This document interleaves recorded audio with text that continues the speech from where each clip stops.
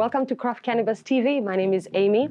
We're out in Somerset West today speaking to Dean and Andy from Marijuana SA. Guys, thank you and welcome. Thank you, Amy, for coming all the way out to Somerset West. It's really an honor to be on Craft Cannabis TV. Been waiting a long time for this opportunity. Tell us a little bit about what Marijuana SA does. So Marijuana SA is a grow store, seed bank and media YouTube channel. So we do a lot of grow information online. And then we supplement that with a grow store, which obviously that funds all of our creative adventures online. And yeah, we sell pretty much everything you would ever need to be able to grow cannabis at home in a private space. Yeah, and also to responsibly use it. We've been looking at a lot of really cool products from sort of the overseas markets recently. We've been bringing in a lot of sort of interesting cannabis packaging and cool sort of medicinal kind of dispensers, which is one of our sort of new ventures as well, which is, you know, professionalizing the industry and just showing how professional we already have it here in South Africa, and just sort of to drive that professionalism as far forwards as possible. And how long have you been doing this? How many years? It's going into second year now.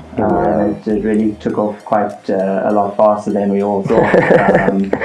So it's been quite an adventure and quite a journey. Really super grateful to be part of the industry as well. And what were the challenges in the beginning when you started? You know, this is quite new. You know, with the decriminalization of cannabis, didn't see this at all before, about maybe 2 years ago. What were the challenges in the beginning? Yeah, the industry came out of nowhere. I mean, everyone noticed for a long time that it was going to be where it is today. We maybe thought it would happen a little bit sooner, but I sort of always knew from about 4 years ago when the company was sort of envisioned. You know, I knew it was coming, but there was no reason to act on it until that sort of that change in the decriminalization.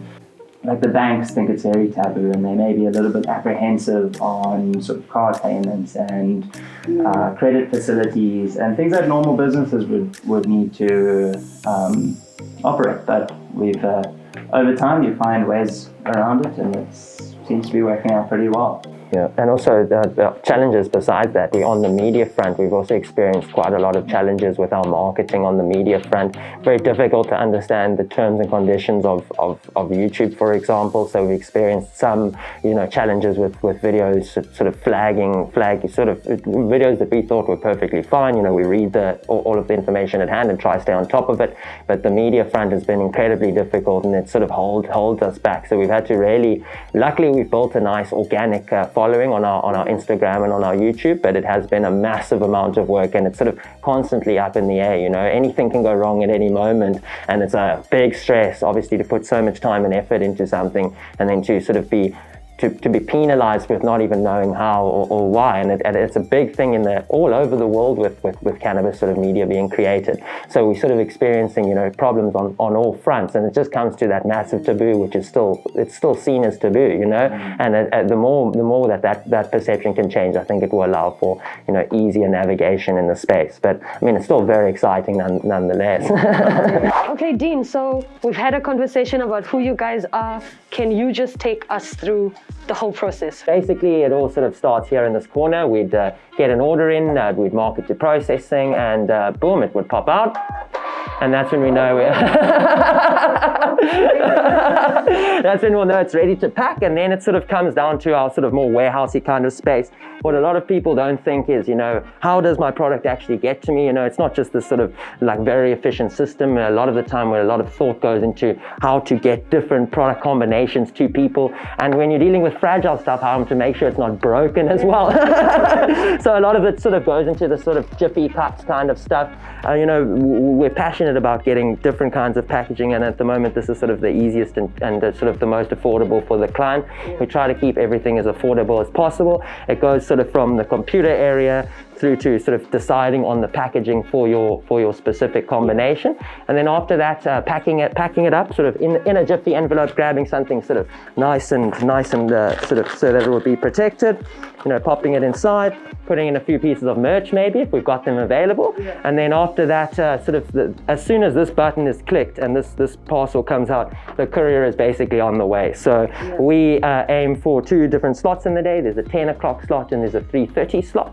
And then after sort of there's 2 batches of orders that go out each day. And all of it will sort of get efficiently and very discreetly packed, you know, because even though everything here is above board, a lot of clients are at their workplace the whole day, you know, so they're going to be receiving it at work. So we want to make sure that that client's privacy and, you know, that their privacy is respected. So we pack everything discreetly. We have no mentions of marijuana, SA on anything, because, you know, even though it's a grinder or a pipe that they've bought, that sort of trigger word might be something to order it from their workplace, and that's what sort of a lot of clients are really, really concerned about. And then after that, the courier literally will come through the door and he'll receive the parcels and it's on the way. So it's quite a simple process, but a lot of thought that's obviously gone into it behind to make sure all of these different systems run together.